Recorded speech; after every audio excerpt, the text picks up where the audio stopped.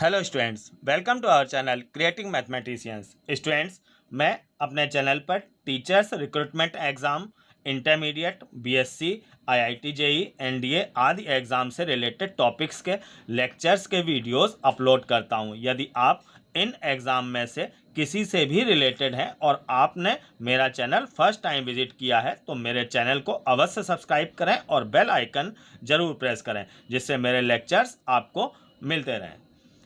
आज स्टूडेंट्स, मैं जिस टॉपिक पर डिस्कस करूंगा वो है 2 डायमेंशन कोऑर्डिनेट का most important topic circle.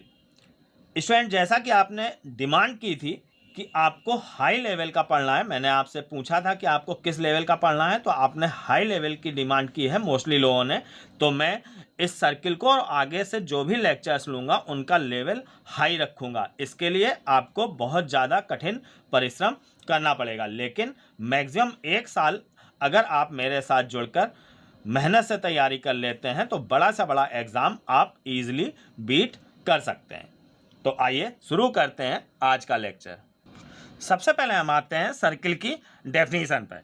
Circle देखिए होता क्या है कि ये एक वेरिएबल पॉइंट का लोकस होता है जो कि इस प्रकार से मूव करता है कि उसकी एक फिक्स पॉइंट से डिस्टेंस हमेशा कांस्टेंट रहती है। मतलब कि समझिए, जैसे कि यहाँ पर एक ये फिक्स पॉइंट है और एक ये वेरिएबल पॉइंट है। वेरिएबल पॉइंट मीन्स कि मूविंग पॉइंट ये मूव करेगा, और जब भी कोई मूविंग पॉइंट मूव करता है तो किसी ना किसी कंडीशन को फॉलो करते हुए वो मूव करता है, और उसी कंडीशन को यूज़ करके हम उसका लोकस निकालते हैं। यानी कि जिस पाथ पर उसने मूव किया है उससे जो कर्व बना है उसकी इक्वेशन निकालनी होती है। तो यहाँ पर ये जो हमारा मूविंग पॉइंट है, ये वेरिएबल पॉइंट है, ये इस प्रकार से मूव कर रहा है कि उसकी इस पॉइंट से हमेशा डिस्टेंस इक्वल है। तो जैसे वो यहाँ पे आया, यहाँ पे आया, इस तरह से ये मूव कर रहा है कि इसकी हमेशा ये डिस्टेंस जो है वो इक्वल है। ये यहाँ आया या ये यहाँ आया। तो इस तरीके से इसके जितने भी पॉइंट्स मिलते हैं इसके पाथ के, इन सबको अगर हम मिला दें इस तरीके से तो हमको इस मूविंग पॉइंट का लोकस मिल जाएगा। और यहाँ पर इस मूविंग पॉइंट का लोकस जो होगा वो सर्किल होगा। तो सर्किल की डेफिनेशन क्या है ये आप समझ गए होंगे। अब ये जो हमारा फिक्स पॉइंट है ये सर्किल का सेंटर, और फिक्स पॉइंट से इसकी डिस्टेंस जो है वो रेडियस कहलाती है। ये हमारी रेडियस हो गई और ये फिक्स पॉइंट जो है वो सर्किल है। तो ये डेफिनेशन यहाँ पर लिखी हुई है। अब हम आते हैं इसकी इक्वेशन पर। Equation of circle in central form, मतलब कि जब उसका सेंटर दिया गया हो। तो यहाँ पर मैंने जैसा कि बताया, किसी भी कर्व की इक्वेशन निकालनी है तो कोई कर्व जो है बना अगर होगा तो उसके ऊपर कोई एक जो है वो मूविंग पॉइंट होगा, और मूविंग पॉइंट किसी ना किसी कंडीशन से मूव करता हुआ उसने वो कर्व बनाया होगा। तो उसी कंडीशन को हम यूज़ करेंगे। कंडीशन यहाँ पे क्या है, ये जो मूविंग पॉइंट है P हम मान लेते हैं x, y, इसकी इस सेंटर से डिस्टेंस a है और P को हमने x, y माना है। तो यहाँ पर इन दोनों पॉइंट्स के बीच की डिस्टेंस इक्वल टू a होगी। वो इस प्रकार से मूव कर रहा है यहाँ पे, तो हम इनके बीच की डिस्टेंस निकालते हैं। रूट x माइनस h का whole square plus y minus k का whole square equal to radius के इक्वल होगा। तो हमने a रख दिया, इसको अब हम स्क्वायर कर लेते हैं। तो x माइनस h का whole square plus y minus k का whole square equal to a square. तो ये हमको सेंट्रल फॉर्म में सर्किल की इक्वेशन मिल जाएगी जब सेंटर और रेडियस गिवन हो। अब मान लीजिए कि यहाँ पर यही सेंटर जो है वो 0 0 है, मतलब कि ओरिजिन है, तो एच के की जगह 0 आ जाएगा। तो सर्किल की equation x square plus y square equal to a square ये हो जाएगी। अब दूसरी फॉर्म में हम आते हैं इसकी, equation of circle having and points of diameter, मतलब किसी सर्किल के किसी डायमीटर के एंड पॉइंट गिवन है तो उस सर्किल की इक्वेशन क्या होगी। अब हम फिर से यहाँ पे इस लोकस को अप्लाई करते हैं। स्टूडेंट्स, अगर आपको लोकस का एक अलग से लेक्चर देखना है तो आप इसके लिए कमेंट बॉक्स में कमेंट कीजिए। मैं पूरे लोकस के ऊपर एक लेक्चर तैयार करके आपको दे दूंगा, जिससे कि आपको लोकस होता क्या है बहुत ढंग से क्लियर हो जाएगा। तो यहाँ पर भी आप देखिए कि दो इसके एंड पॉइंट दिए गए हैं, हम इस पर एक मूविंग पॉइंट ये P मान लेते हैं। तो अब हमें यहाँ पर जो गिवन है उसके अकॉर्डिंग इस मूविंग पॉइंट P की प्रॉपर्टी को समझना पड़ेगा। जैसे हमने यहाँ पर समझा कि इस P की प्रॉपर्टी ये है कि उसकी इस फिक्स पॉइंट मतलब सेंटर से हमेशा डिस्टेंस कांस्टेंट है और रेडियस के बराबर है। यहाँ पर इस पॉइंट की क्या यहाँ पर प्रॉपर्टी होगी कि वो चाहे जहाँ पर जाएगा उसको इन दोनों पॉइंट से मिलाने पर उनके बीच का एंगल जो है वो 90 डिग्री ही रहेगा। जैसे इसको आप देखिए, मान लीजिए कि पॉइंट यहाँ पर है, इन दोनों को हमने मिलाया, ये एंगल जो है वो 90 डिग्री हो गया। इन दोनों को मिलाया, ये एंगल भी 90 डिग्री हुआ। वो कहीं पर भी जाएगा, यहाँ पर जब वो आएगा मूव करते हुए, इन दोनों को हमने एंड पॉइंट से मिलाया तो भी वो 90 डिग्री होगा। सेमी सर्कल का एंगल 90 डिग्री होता है, ये थ्योरम है ज्योमेट्री की। तो यहाँ पर हम इसकी इसी प्रॉपर्टी को यूज़ करेंगे। अब प्रॉपर्टी को यूज़ कैसे करेंगे कि हम इन दोनों पॉइंट को मिलाने वाली लाइन, इसकी स्लोप m1 मान लेते हैं, इसकी m2 मान लेते हैं। तो हमको इस तरीके से m1 मिल जाएगा, ये हमारा m1 आ जाएगा, y minus y1 upon x minus x1। ऐसे ही हम m2 निकाल लेंगे, ये m2 इसकी आ जाएगी हमारी y minus y2 upon x minus x2। अब हम यहाँ पर m1 m2 इक्वल टू -1 ये अप्लाई कर सकते हैं क्योंकि इनके बीच का एंगल जो है वो 90 डिग्री है। अब जब हम इसको सॉल्व करेंगे रख के, ये आप कर लीजिएगा, तो हमको सर्किल की इक्वेशन मिल जाएगी x minus x1 into x minus x2 plus y minus y1 into y minus y2 equal to 0। तो ये सर्किल की इक्वेशन है जब हमको सर्किल के किसी डायमीटर के एंड पॉइंट गिवन हो। अब हम आते हैं जनरल इक्वेशन ऑफ सर्किल पर। सर्किल की general equation x square plus y square plus 2gx plus 2fy plus c equal to 0 है। यहाँ पर ध्यान देने वाली बात यहाँ पर यह है कि देखिए एक्स स्क्वायर और वाई स्क्वायर का कोफिशिएंट सेम होना चाहिए। फिलहाल यहाँ पर 1 है, मान लीजिए 3 है, तो हम पूरे में 3 से डिवाइड कर देंगे तो इस फॉर्म में हमको इक्वेशन मिल जाएगी। और x इंटू वाई का टर्म जो है वो सर्किल में नहीं होता है। इन दो बातों का आपको ध्यान रखना है, एक्स स्क्वायर वाई स्क्वायर का कोफिशिएंट इक्वल है और एक्स वाई का टर्म नहीं है। अब हम आते हैं इसके सेंटर पे। सेंटर इसका माइनस जी माइनस एफ है और रेडियस जो है वो root g square plus f square minus c होगी। अब इसका प्रूफ देख लीजिए, यहाँ पर आवश्यकता नहीं है, मैं फिर भी बता देता हूँ, 1 मिनट लगेगा। यहाँ पर देखिए जो इक्वेशन है एक्स स्क्वायर 2gx का टर्म ले लिया, एक्स में हम परफेक्ट स्क्वायर बनाते हैं तो उसके लिए हम जी स्क्वायर ऐड कर देंगे, फिर ये वाई स्क्वायर और 2fy का टर्म लिख लिया और एफ स्क्वायर हमने ऐड कर दिया यहाँ पर परफेक्ट स्क्वायर बनाने के लिए, और सी को हम उधर ट्रांसफर कर देते हैं राइट साइड में, और इधर जो जी स्क्वायर और एफ स्क्वायर हमने ऐड किया है वो हम राइट साइड में भी ऐड करेंगे। अब ये शुरू के 3 टर्म देखिए यहाँ पर, ये एक्स प्लस जी का होल स्क्वायर हो जाएंगे। ऐसे ही ये आगे के 3 टर्म देखिए, ये वाई प्लस एफ का होल स्क्वायर हो जाएगा और इसको हम root g square plus f square minus c का होल स्क्वायर लिख सकते हैं।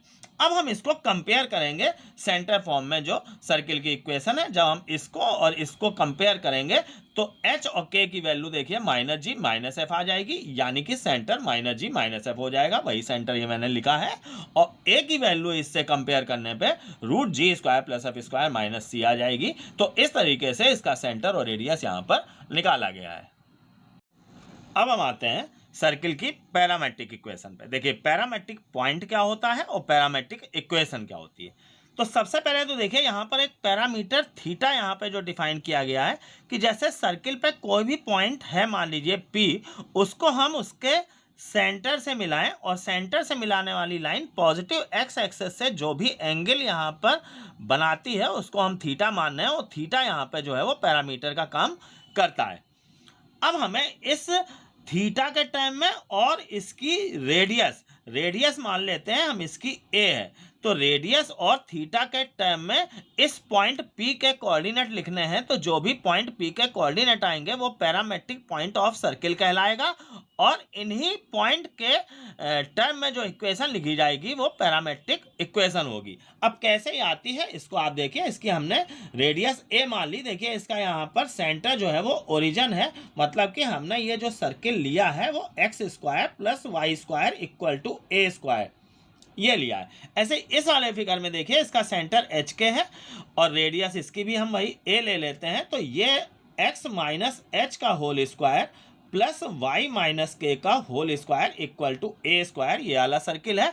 इन दोनों ही इक्वेशंस, ये जो भी इक्वेशंस दी गई हैं ये कार्टेशियन फॉर्म में कहलाती हैं और इनकी पैरामेट्रिक फॉर्म में आपको इक्वेशन लिखनी है। तो यहाँ पर देखिए कि जैसा मैंने बताया कि पैरामेट्रिक फॉर्म में जो इक्वेशन होगी वो इस ए और थीटा के टर्म में होगी।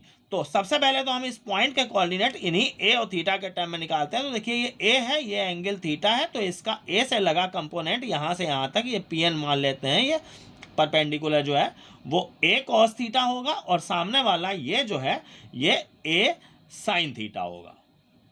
तो इससे हम इस पॉइंट P के कोऑर्डिनेट लिख सकते हैं। यहाँ पे पॉइंट P के कोऑर्डिनेट, अब देखिए x इक्वल टू ये आ गया a cos थीटा, मतलब एब्सिसा देखिए कहाँ से, y एक्सेस से डिस्टेंस होती है तो इतनी डिस्टेंस a cos थीटा हो गई, और ऑर्डिनेट जो होता है वो x एक्सेस से डिस्टेंस होती है तो ये a साइन थीटा हो गई।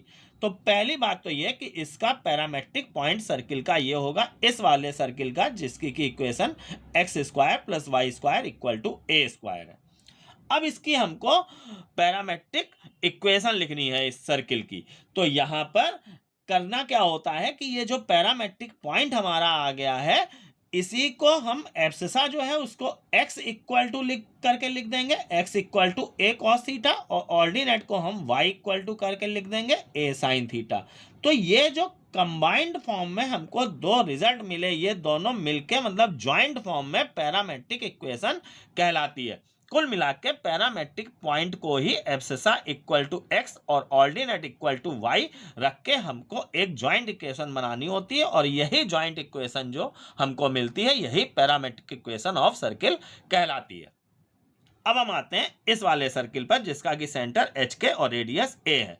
तो यहाँ पर देखिए अब ये एंगल हमने मान लिया कि पॉजिटिव एक्स एक्सेस से तो नहीं, आपको इस लाइन से दिख रहा होगा, बट ये लाइन जो है वो पॉजिटिव इसी एक्स एक्सेस के पैरेलल है।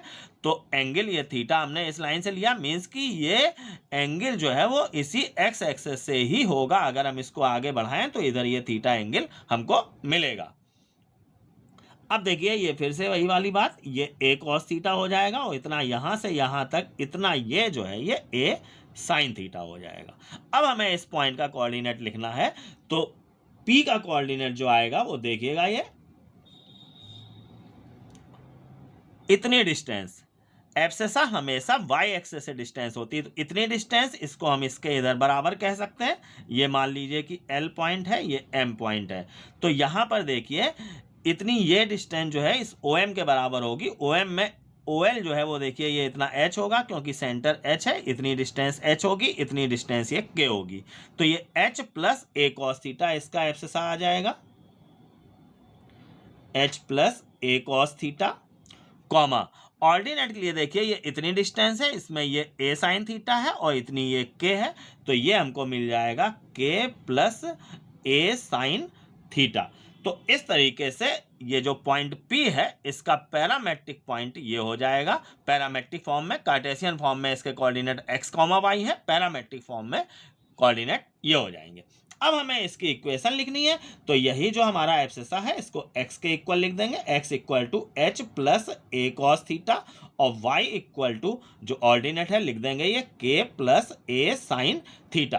तो इस तरीके से ये ज्वाइंट फॉर्म में जो हमको प्राप्त हुआ ये parametric equation of circle this, इस सर्किल की ये पैरामेट्रिक इक्वेशन होगी। तो आपको इन दोनों सर्किल की पैरामेट्रिक इक्वेशन याद होनी चाहिए। अब हम आते हैं इंटरसेप्ट ऑन द एक्सेस, मतलब कि कोई भी सर्किल एक्स एक्सेस और वाई एक्सेस पे कितना इंटरसेप्ट, किस लेंथ का इंटरसेप्ट काट रहा है। तो देखिए यहाँ पर पहले एक्स एक्सेस पे आते हैं क्या इंटरसेप्ट होगा। तो यहाँ पर देखिए ये एक्स एक्सेस को दो पॉइंट्स पे इंटरसेक्ट कर रहा है, P और Q। हम मान लेते हैं कि P की ओरिजिन से डिस्टेंस x1 और Q की ओरिजिन से डिस्टेंस x2 है, तो PQ जो लेंथ ऑफ इंटरसेप्ट होगी वो x2 माइनस x1 हो जाएगी। अब हमको ये निकालनी है, तो इसके लिए करना क्या होगा कि सर्किल की जो भी इक्वेशन है उसमें हम y इक्वल टू 0 रखेंगे इन दो पॉइंट्स P और Q को प्राप्त करने के लिए। क्योंकि जो भी ये पॉइंट है देखिए ये x1 डिस्टेंस है, तो इसका कोऑर्डिनेट x1, 0 हो जाएगा, और ये इसका कोऑर्डिनेट जो है ऐसे ही x2, 0 हो जाएगा। क्योंकि x एक्सेस पे जो ऑर्डिनेट होता है वो 0 होता है। तो हमें इक्वेशन में जो इक्वेशन है, मान लीजिए जनरल इक्वेशन है x square plus y square plus 2gx plus 2fy plus c equal to 0। तो इसमें हमको जो है y की जगह हम 0 रखेंगे। आप समझ गए होंगे कि क्यों ये y की जगह हम 0 रख रहे हैं। p और q को हमें प्राप्त करना है कि पॉइंट क्या होंगे। तो यहाँ पर अब इक्वेशन हमको मिल जाएगी x square plus 2gx plus c equal to 0। अब हम कर ये सकते हैं कि ये क्वाड्रेटिक इक्वेशन है, इसको अगर हम सॉल्व करें, अगर g और c जो है नंबर यहाँ पे होते हैं, मतलब x square plus 4x plus 3 इस टाइप की इक्वेशन होती, तो आप सिंपली इसको सॉल्व करके x की दो वैल्यू निकाल लेते हैं, वही x1 और x2 हो जाती। तो जो उसमें बड़ी वाली होती उसमें छोटी वाली को सब्ट्रैक्ट कर देते हैं। मान लीजिए इसको सॉल्व करके x की वैल्यू 2 और 5 आती, तो आप 5 माइनस 2 3 इंटरसेप्ट की लेंथ हो जाती। बट मैं यहाँ पे थोड़ा फार्मूला ड्राइव करके आपको बता दे रहा हूँ, जिससे कि आप डायरेक्ट फार्मूला लगाएंगे तो आपको इतनी वर्किंग करने की जरूरत नहीं पड़ेगी। तो इसको हम सॉल्व ना करके इसमें इसके रूट्स x1 और x2 यहाँ पे दिख रहे हैं आपको, वो मान लेते हैं। तो x1 plus x2 equal to जो है वो हमारा माइनस जी हो जाएगा, सम ऑफ रूट्स और प्रोडक्ट ऑफ रूट्स। हम यहाँ पे ये फार्मूला यूज कर ले रहे हैं, और x1 into x2 equal to c हो जाएगा। Alpha plus beta equal to minus b upon है, alpha into beta equal to c upon है, ये हमने यूज किया। इससे हम x1 माइनस x2 निकाल सकते हैं, x1 माइनस x2 या x2 माइनस x1 जो भी बड़ा हो इसमें, इक्वल टू ये हमको मिल जाएगा रूट x1 प्लस x2 का होल स्क्वायर और माइनस 4x1 x2। इस रिजल्ट से यहाँ पे मैं x2 माइनस x1 ही लिख देता हूँ फिगर में, क्योंकि x2 बड़ा हुआ दिख रहा है। तो यहाँ पर ये हम जब इसमें रख के सॉल्व करेंगे तो देखिए x1 प्लस x2 इसकी वैल्यू रखेंगे तो ये 4g square minus 4c, 4 common ले लेंगे तो ये 2 under root g square minus सी। ये हमको इंटरसेप्ट की लेंथ मिल जाएगी, ये x इंटरसेप्ट होगा ऑफ सर्किल। अब इसी प्रकार हमको अगर y इंटरसेप्ट निकालना है तो प्रोसेस आप समझ रहे होंगे कि y इंटरसेप्ट के लिए हम x बराबर 0 रखेंगे, तो उससे हमको वैल्यू मिल जाएगी 2 under root f square minus c. तो x एक्सेस पे ये सर्किल क्या इंटरसेप्ट काट रहा है और y एक्सेस पे क्या इंटरसेप्ट काट रहा है, उसके लिए ये फार्मूले हैं। अगर आपको लर्न ना हो तो उसके लिए मैंने मेथड बता दिया है। आप y equal to 0 x equal to 0 रख के आप जो भी इक्वेशन मिले उसको सॉल्व करके वैल्यू निकाल लीजिए और बड़े में से छोटी वाली सब्ट्रैक्ट कर दीजिए, तो लेंथ हमको मिल जाएगी।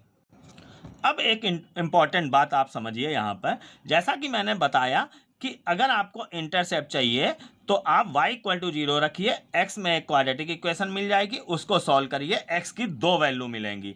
तो अब इसी पे यहाँ पर कुछ रिजल्ट्स मैं बता रहा हूँ।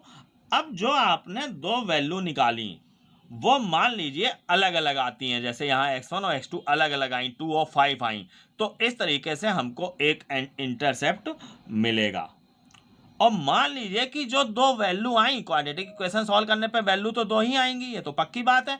अगर वो दोनों इक्वल आई तो फिर ये सर्किल जो है वो एक्स एक्सेस को टच करेगा, और जो दो वैल्यू आई वो रियल ना आके इमेजिनरी आई, मतलब कि रूट के अंदर माइनस आ जाएगा जब आप वैल्यू निकालेंगे दराचार मेथड से सॉल्व करके। तो इसका मतलब है कि ये स्थिति होगी, मीन्स की सर्किल जो है वो एक्स एक्सेस को कहीं पर भी इंटरसेप्ट नहीं करेगा। तो ये तीन स्थितियां हैं, आप समझ गए होंगे। इसमें जो है दो जगह इंटरसेक्शन होना है तो x1 और x2 की वैल्यू रियल आएगी और अनइक्वल आएगी, और यहाँ पर रियल आएगी बट इक्वल आएगी। और यहाँ पे जैसे मतलब यहाँ पे 2 5 आई और यहाँ पे वैल्यू 2 2 आई, और यहाँ पे वैल्यू जो है वो 2 आई और 3 आई, इस तरीके से आई वैल्यू। तो यहाँ पर यानी कि इंटरसेक्शन होगा ही नहीं। इस बात को आप विशेष ध्यान रखिएगा, ये क्वेश्चंस में आगे चल के बहुत यूज होगी।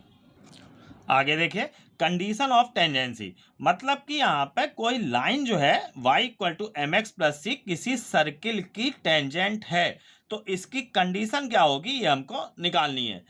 तो अगर कोई लाइन टच कर रही है, टेंजेंट है, तो उसके सेंटर से उस लाइन पे जो परपेंडिकुलर डाला गया है वो रेडियस के इक्वल होगा। अगर ये टच नहीं कर रही, मान लीजिए ये ऐसी जा रही होती थोड़ी दूरी से, तो यहाँ पर रेडियस छोटी होती और परपेंडिकुलर बड़ा हो जाता। तो कुल मिला के इसी को हम यूज करेंगे, perpendicular equal to radius perpendicular from centre on tangent.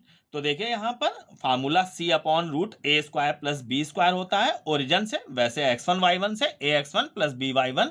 Perpendicular की लेंथ के लिए देखिए फार्मूला है ax1 plus b y one plus c upon root a square plus b square. But अगर हमको यहाँ पे ओरिजिन से निकालना है, मीन्स कि x1 y1 जीरो हो गया, तो c upon root a square plus b square. A b c जो हम लेते हैं वो लाइन के इक्वेशन से लेते हैं। तो यहां पर देखिए ये फार्मूला हमने यूज कर लिया, इस तरीके से हमको ये कंडीशन प्राप्त हो गई। अगर आपको ये कंडीशन नहीं भी लर्न है तो भी मैंने मेथड आपको बता दिया, कंडीशन भले ना लर्न हो, आप बस परपेंडिकुलर इक्वल टू रेडियस इस कंडीशन को यूज करेंगे।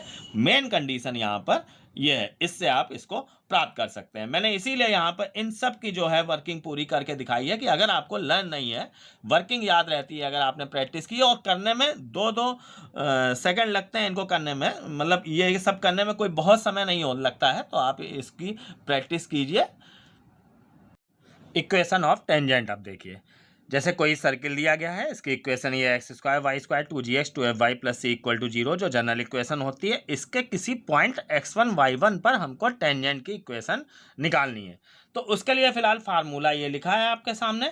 अब लेकिन कुछ बातें हैं उनको आप समझिए यहाँ पे, जो आगे आपको जरूरत पड़नी है। सर्किल की इक्वेशन में x square y square x y ये टर्म्स होते हैं और कांस्टेंट।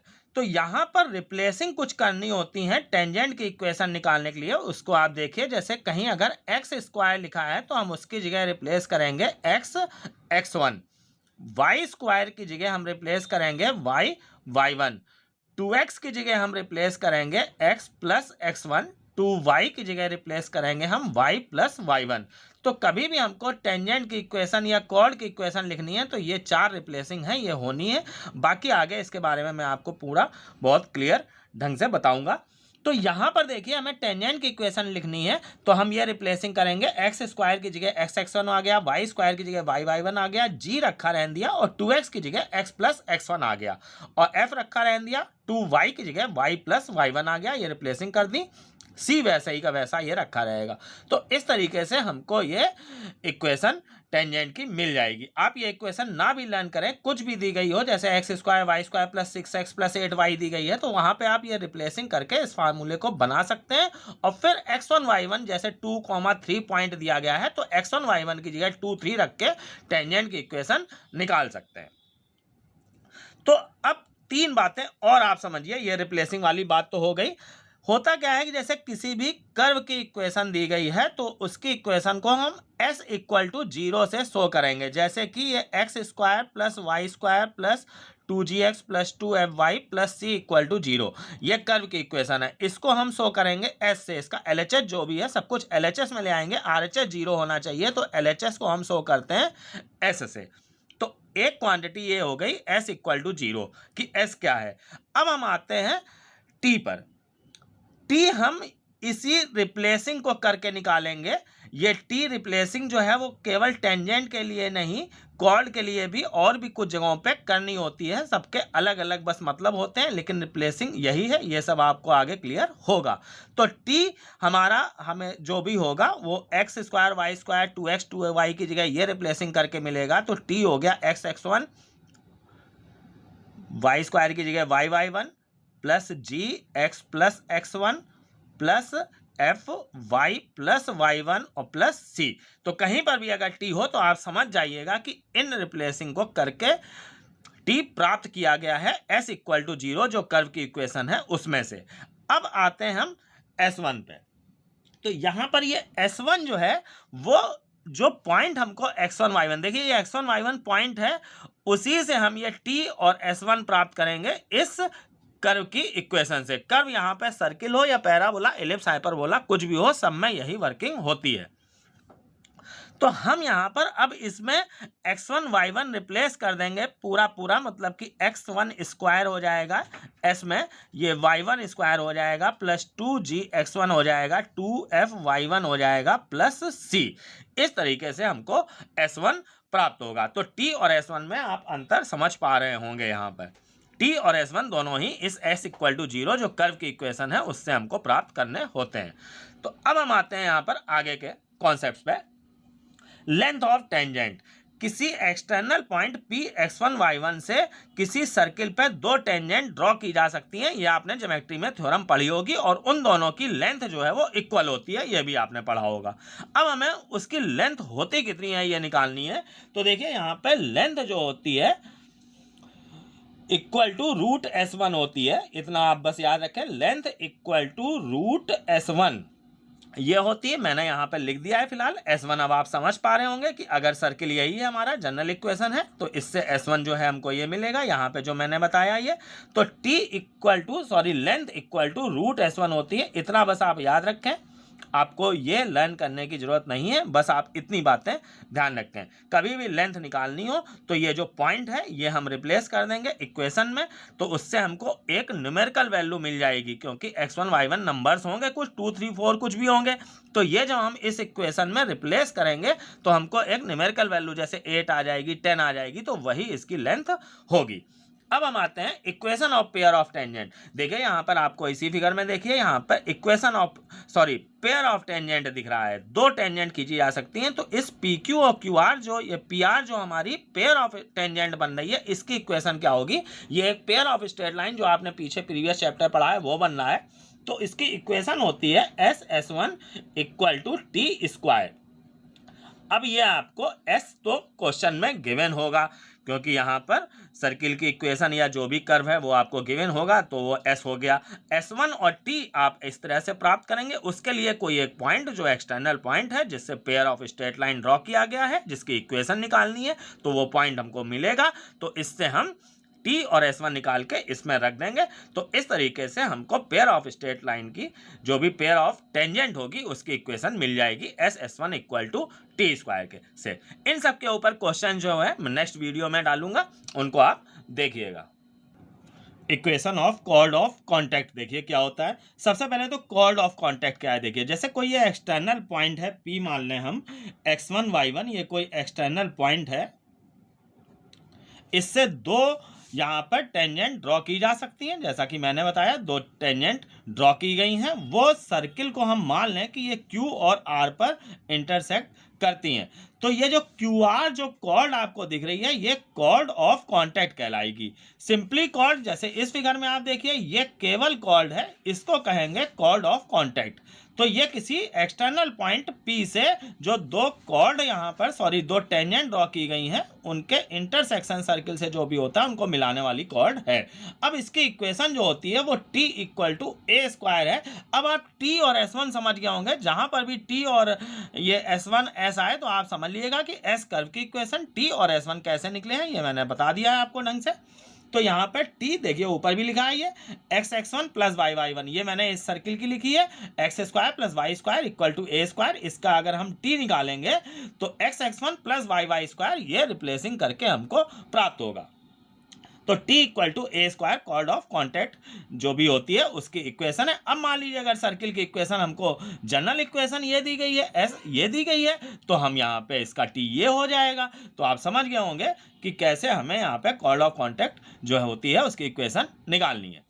अब आते हैं हम equation of chord bisected at point x1 y1। अब ये सिंपल एक कॉर्ड है, ये अलग टाइप की कॉर्ड थी जिसको कॉर्ड ऑफ कॉन्टैक्ट बोलते हैं। ये जनरल कॉर्ड है जो आप पढ़ते आ रहे हैं। तो ये जो कॉर्ड है इसका मिड पॉइंट अगर दिया गया है तो इस कॉर्ड की इक्वेशन क्या होगी, और इस सर्किल की इक्वेशन हमको दी गई है। देखिए सर्किल की इक्वेशन S इक्वल टू 0 ये तो गिवन होगी ही होगी, तभी हम T और S1 निकाल सकते हैं, क्योंकि T और S1 जो है वो S इक्वल टू 0 यानी कि सर्किल या जो कर्व होता है उसकी इक्वेशन से हम प्राप्त करते हैं। तो ये तो गिवन ही होगा। तो T इक्वल टू S1 जो है वो इस कॉर्ड की इक्वेशन है जिसका कि मिड पॉइंट गिवन है और सर्किल की इक्वेशन गिवन है। अब देखिए equation of common chord of two circles. देखिए कोई दो सर्किल है, इनका कॉमन कॉर्ड की इक्वेशन हमें निकालनी है। तो कॉमन कॉर्ड आपको ये समझ में आ रहा होगा, जो दोनों की कॉर्ड हो, तो ये जो PQ है यही जो है वो कॉमन कॉर्ड होगी, और इसकी इक्वेशन जो होगी वो S minus S dash equal to 0 है। अब ये S डैश एक नई चीज आपको दिख रही होगी। S1 और S डैश में अंतर है, ये आप समझिएगा। दरअसल ये दो सर्किल हैं, तो एक की इक्वेशन S इक्वल टू 0 और दूसरे की S डैश इक्वल टू 0 हमने ले लिया यहाँ पे। तो ये वो S1 नहीं है जिसमें कि पॉइंट रिप्लेस कर दिया जाता था, ये दोनों ही जो है वो सर्किल की इक्वेशन है, दो अलग अलग सर्किल हैं। तो इसकी इक्वेशन कॉमन कॉर्ड की S minus S dash equal to 0 होती है। तो होगा क्या, आपको दो यहाँ पर सर्किल की इक्वेशन दी जाएंगी, आप उनके लेफ्ट साइड में सब कुछ ले आएंगे, तो आपको S equal to 0 S dash equal to 0 मिल जाएगा। फिर आप उसको सबट्रैक्ट कर देंगे, तो वहां पे एक्स स्क्वायर और वाई स्क्वायर के कॉफिशिएंट दरअसल बराबर होंगे, 1 1 होंगे, तो वो कैंसिल हो जाएंगे और हमको एक्स वाई और कांस्टेंट के टर्म बचे हुए मिलेंगे। तो वो जो है वो कॉमन कॉर्ड की इक्वेशन देगी। कॉमन कॉर्ड एक लाइन होगी, तो एक्स वाई और कांस्टेंट के जो टर्म मिलेंगे वो एक कॉमन कॉर्ड की इक्वेशन हमको देंगे। अब हम आते हैं इस कॉमन कॉर्ड की लेंथ पे। तो लेंथ देखिए आप फिगर में, ये पी क्यू आपको दिख रही है, ये पी एन की दुगनी होगी। इसके सेंटर C1 से इस पर परपेंडिकुलर डाला है गया है, तो हम जानते हैं कि सेंटर से जो कॉर्ड पे परपेंडिकुलर डाला जाता है वो उसको बाइसेक्ट करता है, यानी कि ये और ये इक्वल होंगे। तो P Q equal to 2pn हो जाएगा, और pn हम जो है वो पाइथागोरस थ्योरम से निकाल लेंगे, रूट C1 p का स्क्वायर माइनस C1 n का स्क्वायर। तो यहाँ पर आपको जब सर्किल की इक्वेशंस दी जाएंगी तो आप उसका सेंटर, रेडियस सब कुछ आराम से पता कर सकते हैं। तो यहाँ पे C1p जो है वो रेडियस होगी, और C1n जो है वो इसके सेंटर से इस पर डाले गए परपेंडिकुलर की लेंथ होगी। तो ये सब आप फार्मूलों से कर सकते हैं। बाकी इनके ऊपर क्वेश्चंस आप नेक्स्ट वीडियो जो आएंगे इनके क्वेश्चंस के, उनमें आप देखिएगा। अब हम आते हैं रिमार्क, इस पे देखिए विशेष बात यहाँ पे, equation of common tangent is also S minus S dash equal to 0। देखिए ये कॉमन जो कॉर्ड है, और अगर मान लीजिए कि सर्किल एक दूसरे को टच करते हैं, मान लीजिए कि ये स्थिति है, तो यहाँ पर कॉमन कॉर्ड ना मिलके ये हमको जो लाइन मिलेगी ये कॉमन टेंजेंट कहलाएगी, और कॉमन टेंजेंट की इक्वेशन भी इसी फार्मूले S माइनस एस डैश बराबर 0 से निकाली जाती है। अब हम आते हैं condition for two circles to be orthogonal. दो सर्किल जो हैं वो एक दूसरे को परपेंडिकुलर काटते हैं। ऑर्थोगोनल मीन्स कि परपेंडिकुलर काटते हैं। ऑर्थोगोनल का मतलब ये हुआ कि जैसे इस सर्किल की टेंजेंट ये हो गई और इस सर्किल की टेंजेंट ये हो गई, इनके बीच का एंगल जो है वो 90 डिग्री है।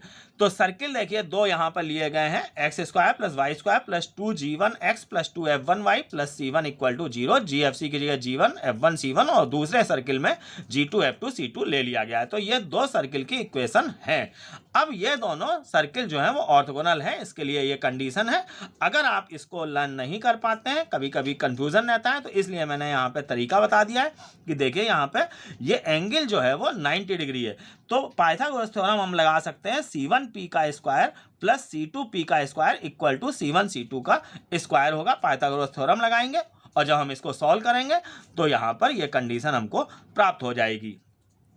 आप इनके बीच की, सेंटर्स के बीच की डिस्टेंस C1 C2 निकाल लेंगे, और ये जो है रेडियस हो जाएंगी। C1p जो है वो root g1 square plus f1 square minus c होगा, और C2p जो है वो root g2 square plus f2 square minus c2 होगा। सॉरी, आप यहाँ पे ये वैल्यूज रख के कैलकुलेट करेंगे तो ये बहुत ईजिली आ जाएगा, और डायरेक्ट ये रिजल्ट यूज होता है।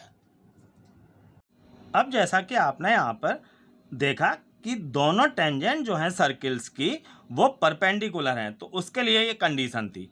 अब मान लीजिए कि इन टेंजेंट्स के बीच का एंगल 90 के अलावा कुछ है, और वो आपसे कहा गया है निकालने के लिए। तो उसके लिए फार्मूला है, देखिए यहाँ पर दो सर्किल जो हैं वो एक दूसरे को इंटरसेक्ट कर रहे हैं, उनकी टेंजेंट्स हैं। यहाँ पर इनके बीच का एंगल थीटा है जो कि हमको निकालना है। तो इसके लिए ये फार्मूला है, कोसाइन रूल से इसको निकाला गया है। देखिए cosine rule cos a equal to b square plus c square minus a square upon 2bc होता है, ये आप जानते हैं। तो यहाँ पर देखिए इस ट्रायंगल को अगर आप देखिए कि ये इसकी रेडियस होगी r1 मान ली, इसकी रेडियस r2 हो गई, और ये दोनों सेंटर्स के बीच की डिस्टेंस d है यहाँ पे। तो cos theta equal to a b c की जगह देखिए यहाँ पर ये हमारे d r1 और r2 ये यूज हुए हैं। तो इस तरीके से इनके बीच का ये फार्मूला निकल आएगा। अब अगर इसी में ये एंगल थीटा 90 डिग्री है तो यहाँ पर ये cos theta cos 90 equal to 0 हो जाएगा, ये इधर चला जाएगा। तो r1 square plus r2 square equal to d square condition आ जाएगी, जो यहाँ पर ये कंडीशन हमारे पास थी कि केंद्रों के बीच की दूरी जो है वो त्रिज्याओं के योग के बराबर थी।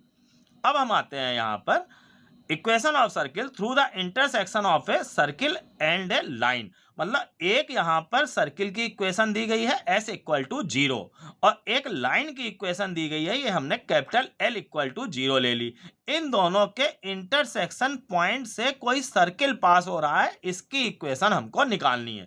तो उसके लिए फार्मूला है S plus lambda L equal to 0। Lambda कोई यहाँ पर कांस्टेंट अननोन क्वांटिटी है, इसको निकालने के लिए क्वेश्चन में कुछ ना कुछ हिंट दी जाएगी जिससे कि हम इस लैम्डा की वैल्यू निकालेंगे। तो कुल मिला के ये S plus lambda L equal to 0 ये एक सर्किल और एक लाइन के इंटरसेक्शन पॉइंट से पास होने वाले सर्किल की इक्वेशन है। अब हम आते हैं कि दो सर्किल हमको दिए गए हैं, उनके इंटरसेक्शन पॉइंट से पास होने वाले सर्किल की इक्वेशन निकालिए। तो देखिए एक सर्किल ये दिया गया है, इसकी इक्वेशन S इक्वल टू 0 और दूसरा ये जो सर्किल दिया गया है इसकी equation S dash equal to 0, ये हमने ले ली। अब इनका इंटरसेक्शन पॉइंट देखिए ये है, इससे पास होने वाला ये जो रेड कलर से मैंने ये सर्किल लिया है, ये इनके इंटरसेक्शन पॉइंट से पास हो रहा है। इसकी equation S plus lambda S dash equal to 0 होगी।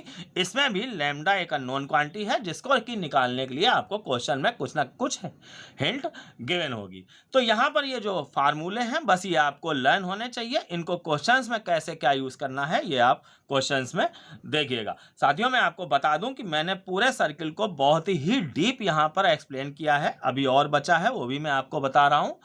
इसके लिए आपको मेहनत बहुत करनी पड़ेगी क्योंकि आप ही ने डिमांड की थी कि हाई लेवल का पढ़ाइए, तो मैंने ये हाई लेवल का ही पढ़ाया है। लेकिन ये इतना पढ़ाया है कि आपका चाहे जितना टफ पेपर आ जाए और चाहे जितना बड़ा एग्ज़ाम आप PCS तक के लेवल तक के एग्ज़ाम को आप अगर ये सब पढ़ते हैं तो ईजिली निकाल लेंगे।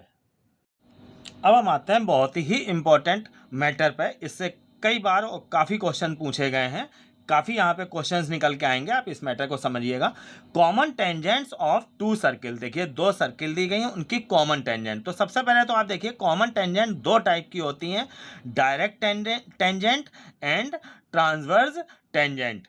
देखिए यहाँ पे जैसे दो सर्किल हैं, सीधे सीधे इनको यहाँ पर टच करती हुई जो ये लाइन जा रही है इनको डायरेक्ट टेंजेंट बोलते हैं, और ये जो तिरछी जा रही है इस तरीके से यहाँ से ली गई और ये ली गई, इसको बोलते हैं ट्रांसवर्स टेंजेंट। तो अब यहाँ पर केस बनते हैं, पहला केस कि C1 C2 greater than R1 plus R2, यानी कि केंद्रों के बीच की दूरी जो है वो त्रिज्याओं के सम से, जो रेडियस का सम है उससे बड़ी है। तो यहाँ पर फिगर में आपको दिख रहा होगा कि दो डायरेक्ट टेंजेंट हैं और दो जो है ट्रांसवर्स टेंजेंट हैं, तो टोटल जो है वो यहाँ पर 4 टेंजेंट होंगी। मैंने अलग अलग भी लिखा है यहाँ पर, तो टोटल 4 टेंजेंट होंगी। फिलहाल अभी तक जो क्वेश्चंस कहीं पर भी पूछे गए हैं उसमें टोटल ही पूछे जाती हैं, बट मैंने आपको अलग अलग भी यहाँ पर शो कर दिया है। ऐसे ही अगर दोनों सर्किल एक दूसरे को टच करते हैं तो ये कंडीशन आप जानते होंगे, C1 C2 equal to R1 plus R2। तो यहाँ पर आपको फिगर में देखिए कि दो तो ये डायरेक्ट टेंजेंट दिख रही हैं, 2 डायरेक्ट, और 1 जो है वो ये ट्रांसवर्स टेंजेंट होगी। तो टोटल इस तरीके से 3 टेंजेंट्स हो जाएंगी यहाँ पर। ऐसे ही अगर यहाँ पर सेंटर्स के बीच की डिस्टेंस देखिए, यहाँ पर अगर सम ऑफ रेडियस इससे कम है तो यहाँ पर आपको दिख रहा होगा कि कोई भी ट्रांसवर्स टेंजेंट नहीं है, केवल ये डायरेक्ट ही टेंजेंट है। तो टोटल जो कॉमन टेंजेंट हो जाएंगी वो 2 कॉमन टेंजेंट्स आएंगी। अब एक बात और यहाँ पर देखिए जो मैं आपको बताना चाहता हूँ कि यहाँ पर ये जो हमारी चाहे ट्रांसवर्स टेंजेंट हो या हमारी ये डायरेक्ट टेंजेंट हो, ये जहाँ पर भी इंटरसेक्ट करेंगी, जैसे आप ये देखिए ये ट्रांसवर्स टेंजेंट जो है जो ये जहाँ पर भी इंटरसेक्ट करेंगी वो दोनों सेंटर्स के बीच में, दोनों सेंटर्स को मिलाने वाली लाइन पर ही करेंगी। यानी कि ये जो T पॉइंट है ये दोनों सेंटर्स को मिलाने वाली लाइन पर ही आएगा, या ये जो हमारी डायरेक्ट हैं ये आगे जाके जहाँ पे भी करेंगी वो इसी लाइन को आगे बढ़ाने पर मिलेगा। आप इस फिगर में देख सकते हैं कि दोनों सेंटर्स को मिलाने वाली लाइन ये है, यहाँ पर दो जो डायरेक्ट टेंजेंट है इस जगह इंटरसेक्ट हो रही है, इसको जब हम मिलाएंगे तो ये इसी पॉइंट पे जाके मिलेगी। हर जगह यही कंडीशन होती है, इसको भी जब हम आगे मिलाएंगे तो ये जहाँ पे ये काटेंगी उसी पर होंगी। एक पॉइंट ये, और दूसरा एक पॉइंट ये कि जो ये हमको T मिल रहा है, मतलब कि जहाँ पर भी ये कॉमन टेंजेंट इंटरसेक्ट होती हैं तो इनका ratio C1T ratio C2T equal to R1 plus R2, sorry R1 ratio R2 होता है, मतलब कि जो रेडियस का रेशियो है वही यहाँ पर इस टी से सेंटर्स के बीच की डिस्टेंस का रेशियो होगा। एक और केस है कि अगर ये हमारा मान लीजिए C1 C2 equal to R1 minus R2 है, तो ये तभी होता है जब ये सर्किल जो है वो इंटरनली टच करते हैं। जैसे ये एक्सटर्नली अगर टच करें तो C1 C2 equal to R1 plus R2 होता है, ऐसे इंटरनली अगर टच कर रहे हैं तो C1 C2 equal to R1 minus R2 होता है। तो इस अवस्था में आपको केवल एक ही कॉमन टेंजेंट दिख रही होगी। तो ये क्वेश्चंस बहुत पूछे जाते हैं कि कितनी क्या कॉमन टेंजेंट्स होंगी, रेशियो, ये तो मैंने अपनी तरफ से आपको बता दिया, कुछ बातें ये बता दी हैं कि सेंटर्स पे ये टी होगा। ये इस तरह के क्वेश्चंस आए तो नहीं हैं, बट मैंने आपको पूरी डीप नॉलेज यहाँ पर दी है। अब स्टूडेंट्स थोड़ा सा मैटर सर्किल में बचा हुआ है, जो कि मैं आगे जब टेंजेंट नॉर्मल जो आपके इंटरमीडिएट के कोर्स से हटा दिया गया है वो जब मैं पढ़ाऊंगा तब मैं बचा हुआ पोर्शन बताऊंगा। जैसे डायरेक्टर सर्किल है, रेडिकल एक्सेस है, ये कुछ चीज़ें हैं जिसमें टेंजेंट का यूज़ होता है, तो वो मैं जब टेंजेंट नॉर्मल पढ़ाऊंगा तभी बताऊंगा। बाकी अभी मैंने मोस्टली जो है सर्किल 95% कंप्लीट कर दिया है। अब इसके क्वेश्चंस के मैं 2 लेक्चर और लाऊंगा, क्योंकि एक लेक्चर में क्वेश्चंस नहीं हो पाएंगे, काफ़ी क्वेश्चंस बनते हैं। आपने थ्योरी इतनी देखी होगी, जब इतनी थ्योरी है तो क्वेश्चंस भी बहुत होंगे और इसके क्वेश्चंस आते भी बहुत हैं। इन एग्जाम्स में जो टीचर्स रिक्रूटमेंट एग्जाम है इनमें बहुत ज़्यादा क्वेश्चन आते हैं, लेकिन मैंने जो आपको पढ़ाया है चाहे जिस लेवल का क्वेश्चन आ जाए आप क्वेश्चन निश्चित रूप से कर अवश्य लेंगे। तो अगर मैं अब यहाँ पे वीडियो समाप्त करता हूँ। अगर वीडियो आपको पसंद आया हो, क्योंकि मैंने बहुत मेहनत की है इस वीडियो को बनाने में, तो आप इसको लाइक, शेयर और कमेंट करके ज़रूर बताएं कि आपको वीडियो कैसा लगा। धन्यवाद।